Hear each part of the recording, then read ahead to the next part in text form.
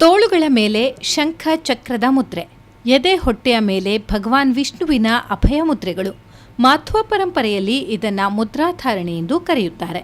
ಇಂದು ತಪ್ತ ಮುದ್ರಾಧಾರಣೆ. ಮುದ್ರಾಧಾರಣೆ ಅಂದ ತಕ್ಷಣ ಉಡುಪಿಯಲ್ಲಿರುವ ಶ್ರೀಕೃಷ್ಣ ಭಕ್ತರಿಗೆ ಮೊದಲು ನೆನಪಾಗೋದು ಶಿರೂರು ಸ್ವಾಮೀಜಿ. ಎಲ್ಲ ಮಠಗಳಿಗಿಂತ ಮೊದಲು ಶಿರೂರು ಮಠದಲ್ಲಿ ಮುದ್ರಾಧಾರಣೆ ಶುರುವಾಗುತ್ತಿತ್ತು. ಶಾಲೆಗೆ ಹೋಗುವ ವಿದ್ಯಾರ್ಥಿಗಳಿಗೆ, ಕೆಲಸಕ್ಕೆ ಹೋಗುವವರಿಗೆ ಸಮಸ್ಯೆ ಆಗಬಾರದು ಎಂದು ಶಿರೂರು ಸ್ವಾಮೀಜಿ ಬೇರೆ ಮಠಗಳಿಗಿಂತ ಮೊದಲೇ ಮುದ್ರಾಧಾರಣೆ ಶುರು ಮಾಡುತ್ತಿದ್ದರು. ಈ ಬಾರಿ ತಪ್ತ ಮುದ್ರಾಧಾರಣೆ ಮತ್ತೆ ಬಂದಿದೆ. ಆದರೆ ಶಿರೂರು ಶ್ರೀ ನೆನಪು ಮಾತ್ರ. ಕಂಚಿನಿಂದ ಮಾಡಿದ ಮುದ್ರೆಯನ್ನು ಸುದರ್ಶನ ಹೋಮದಲ್ಲಿ ಬಿಸಿ ಮಾಡಿ ಶಂಖ ಚಕ್ರವನ್ನು ದೇಹದ ಮೇಲೆ ಮೂಡಿಸುವ ಪ್ರಕ್ರಿಯೆಯೇ ತಪ್ತ ಮುದ್ರಾಧಾರಣೆ. ವೈಷ್ಣವ ಧರ್ಮದ ಆರಾಧಕರು ವರ್ಷಕ್ಕೊಮ್ಮೆ ಮುದ್ರಾಧಾರಣೆ ಮಾಡಬೇಕು ಎನ್ನುವುದು ನಂಬಿಕೆ.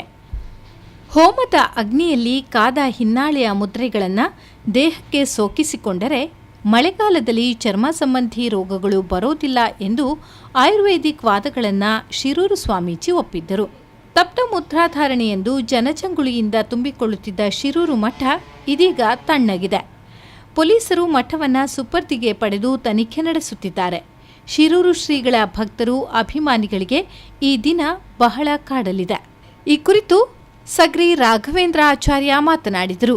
5 ಪ್ರಕ್ರಿಯೆಗಳಿವೆ. ಅದರಲ್ಲಿ ಮೊದಲ ಪ್ರಕ್ರಿಯೆ ತಾಪ ಅಂತ, ಅಂಕನ ಅಂತ, ಮುದ್ರಾ ಧಾರಣೆ ಮಾಡಿಸುವಂಥದ್ದು. ಶಂಖ ಮತ್ತು ಚಕ್ರ.